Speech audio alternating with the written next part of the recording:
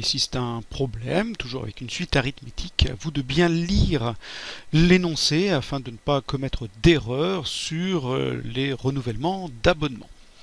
Bon, on se retrouve tout de suite pour la correction.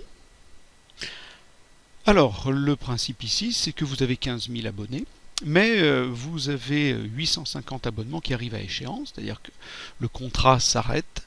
Parmi ces 850 personnes, vous en avez 90% qui renouvellent leur abonnement et donc les 10% qui restent qui mettent un terme à leur abonnement.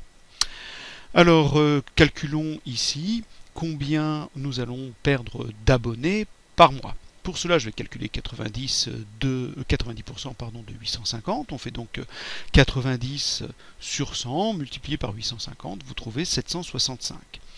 Parmi les 850 qui arrivent à échéance, il y en a 765 qui reprennent leur abonnement. On va donc devoir calculer le nombre de personnes qui ne renouvellent pas l'abonnement. Vous faites 850 moins 765. Vous perdez 85 abonnés qui ne sont pas renouvelés chaque mois. Alors on vous demande le premier terme, U0 vaut 15 000 et la raison vaut moins 85, le nombre d'abonnés qu'on perd chaque mois. N est le nombre de mois, U indice N, le nombre d'abonnés.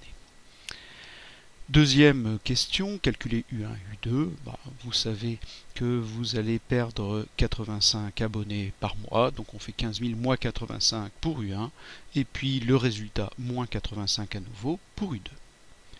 La relation par récurrence maintenant, nous savons que pour obtenir le nombre d'abonnés du mois suivant, nous avons besoin du nombre d'abonnés du mois précédent auquel on enlève 85. On a donc U de n plus 1 est égal à U de n moins 85. N'oubliez pas de préciser U0 qui vaut 15 000.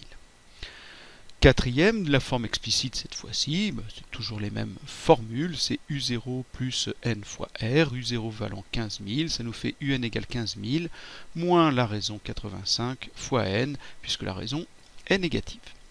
Donnez le sens de variation de cette suite, vous savez que le sens de variation dépend du signe de la raison qui ici est négatif, donc la suite est décroissante. Dernière question, en estimant que l'évolution des abonnements reste la même, on voudrait connaître le nombre d'abonnés en 2023.